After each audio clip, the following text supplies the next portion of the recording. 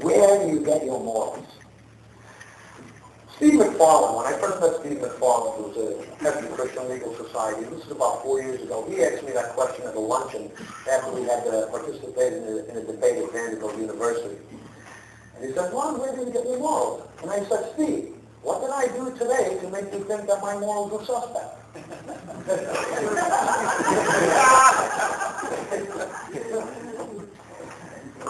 Another question is then, do you believe in anything? And you have to qualify that. Well, what do you mean by anything? I mean, don't you believe in anything? Anything? And of course, the famous one, atheism is a religion.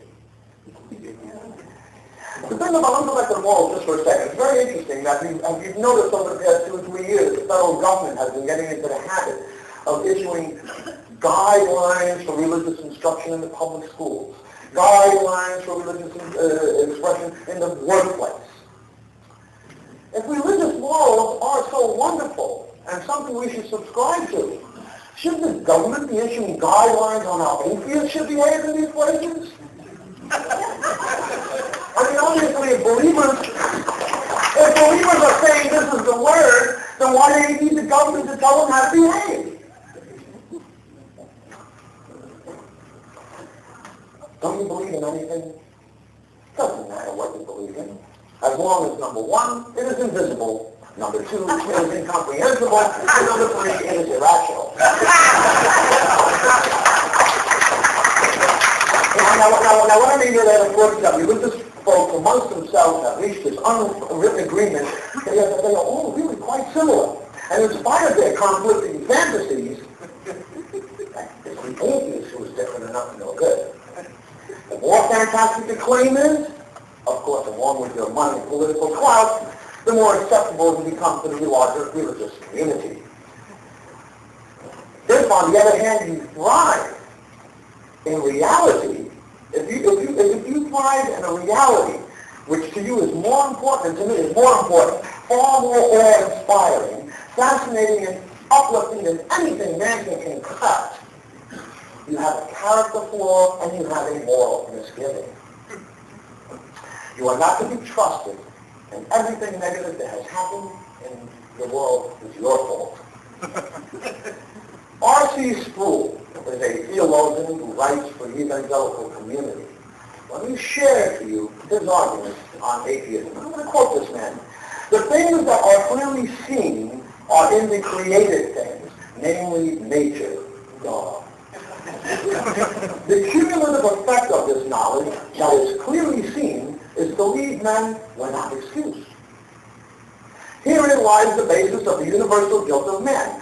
No one can claim ignorance of the knowledge of God. No one can cite insufficient evidence for not believing in God. Though people are not persuaded by the evidence, this does not indicate an insufficiency in the evidence, but rather an insufficiency in the person.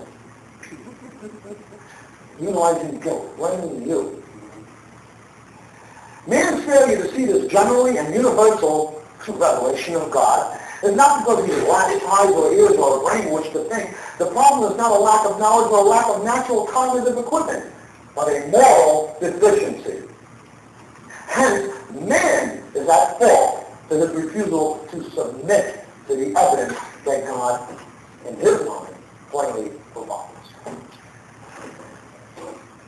Essentially, what that means is what they have done is that these theologians have concocted an argument for the existence of a God and have simultaneously developed, and poorly I might add, a veil of negativity surrounding to what amounts to little more than just a simple disagreement over an unsupportable claim.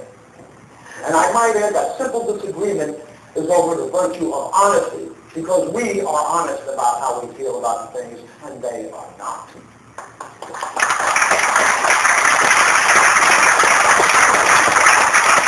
In fact, in my opinion, atheism is actually one of the most moral, the most honest disciplines around. And note that I said discipline. It's not a religion, it's a discipline. It's a way of thinking and approaching the world. Because our ability to reason, the application of critical thinking techniques would completely collapse if it wasn't for a scrupulous and at times even painful adherence to honesty in the examination of the available evidence. As I pointed out one time to Frank Ziller during our creationism discussion, because I seek a lot of guidance from Frank, I said, Frank, sometimes I get the problem that scientists are easily bamboozled by creationists because scientists don't anticipate deliberate dishonesty as well as the creationists. And they don't anticipate this deliberate dishonesty as well as they should. And they wind up not attacking or undermining creationism, but being put on the defensive to defend science. I don't like to define atheism, because I feel that every individual, every one of us here has reached this position through a variety of steps that are unique to each and every one of us. Atheism is not for everybody. It's not easy, it's not comfortable, it's an acquired taste, like a fine wine. It's also an irritant. And just like an irritant placed in an oyster will produce a thing of beauty, such as a pearl, atheism is the irritant in the human mind which prods us to produce pearls of knowledge.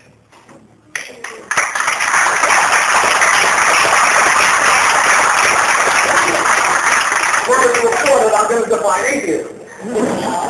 I define atheism, or an atheist, as a person whose values and ethics are firmly rooted in reality. A person who prefers to know rather to believe. Thank you, Carl Sagan. On the other side of the coin, my Christian indoctrination qualifies me to give you the meaning of theism, because I was there. Theism, to me, is an intellectual submission to the idea that invisible, non-human life forms are responsible for, monitor, and ultimately take care of us. And my first definition of theology is the art of making up stories for things we haven't found out about yet. Or may never find out about. And that these things that we haven't found out about yet, of course, are in control and will punish us if we don't do it. So this so-called art over the years, through oppression, submission, violence, and all the things they do, has developed into an industrial strength, corporate vacuum cleaner of consciences and cash. Liz Burson, the Pennsylvania State Director, and I are going to be involved in a God debate in a couple of weeks in Pennsylvania.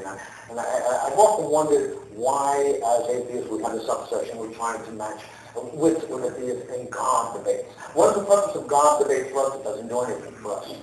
What wits are there to match that they have? Why do we want our wits compared to their wits? I just don't understand this fascination that we have with this activity, because ultimately it's fruitless. But I think it's probably one of the few opportunities we have to state our position. But we face two major obstacles, Liz, going into this debate. First of all, there's nothing you can do to change your mind of theists.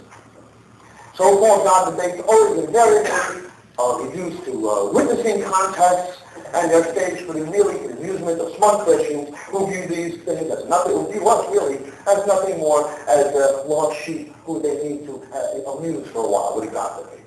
For lack of emotion, of course, they appeal, for lack of an argument, they appeal to emotions.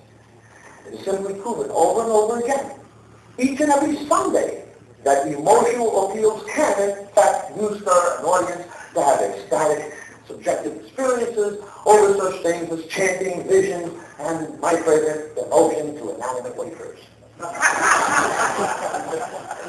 Conrad Geringer, very nicely on the website, points out the Yellow Pages test. There are over 360,000 buildings, temples, churches, synagogues, or whatever, where believers can jump up and down, chant, clap, sing, convulse, beat their children, slaughter animals, all free.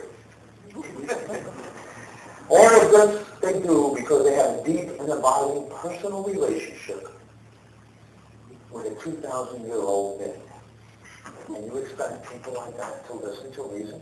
You can't argue with that. The second point, of course, is that debate only exists in the mind of the theist. We don't need a reaffirming debate to reaffirm reality to us. However, the theist needs this debate to reaffirm his own tenuous beliefs. Apparently they're really not sure, and they need us to help them get there. On the other hand, as an atheist, I fail again to see the need to reaffirm reality at every opportunity. You wake up, that's reality, fellas. You have a little fun. They bring it with me. Oh, didn't bring it. Damn it, I left it upstairs. Okay. I won't bother.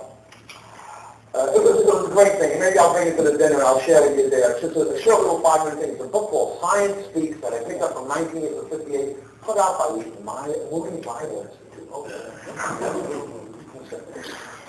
We all know that, of course, that there are things that we have not seen and things that we have not comprehended. So what? Life is about learning. Could you imagine how dreadfully boring it would be if we knew everything, even to the point of knowing we could not possibly get to know and understand anything else? What's the purpose of perfect, complete knowledge? You wouldn't be able to do anything with it. As far as I'm concerned, you would be less functional than rust.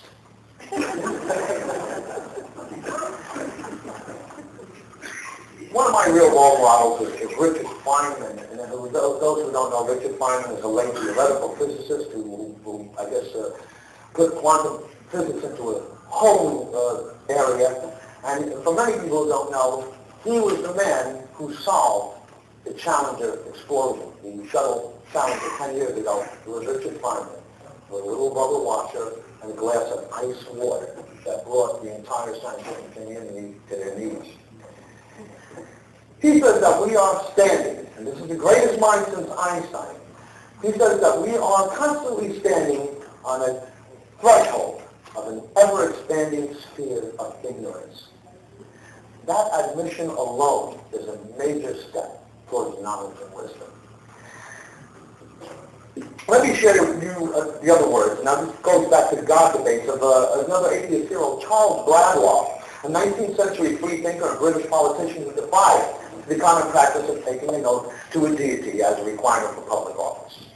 He said in his 1876 book, The Free Speaker's Test, and I quote, "The atheist does not assert to know God, but he says, I know not what you mean by God. I am without the idea of God. The word God to me is a sound conveying no clear or distinct affirmation.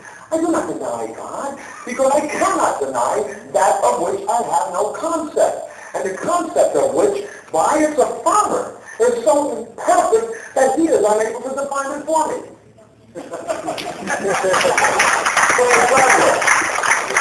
120 years ago. I get a lot of these questions when I do radio calls, debates, and TV shows for American Atheists. Some of my favorite ones, the three favorite ones, of course, are great. Again, I go back and I go back and say, if you have such absolute knowledge and faith of how you arrived here, why are you asking me? I don't know. And I also make it a point to tell them to say that, and in fact I did have one guy who said he didn't know. And I said, well, if you do know, why haven't you written a book? Could conceivably be the richest person on earth and retired to your own personal island. But they can't. They don't know. I have another guy who called me and says, you know, John 3:16, for God so loved the world that he gave his only begotten son, blah, blah, blah, blah, blah. And again I said, what are you talking about? I cannot conceive of any parent that would sacrifice their own child for any reason if they had other means at their disposal, and I don't think they would sacrifice their child if they had no other means at their disposal. What a brutal parent that would be. And of course, you get the other one, Pascal's wager. What if I'm right and you're wrong? The only thing I say to them is that I don't even address the issue. I said, because you have cheapened your faith by turning it into a lottery ticket with that type of approach. I don't need that. So, as I briefly illustrated here, we see that theists and theologians have unilaterally set themselves up as experts on atheism. And how could anyone, of course, who believes in virgin births be an expert on atheism? In fact, I heard somebody at dinner last night who said, you know, the conservative right, the religious right are always pushing for abstinence in the schools. 100%. It's the only 100% safe way of avoiding pregnancy. Excuse me, don't you believe in virgin birth?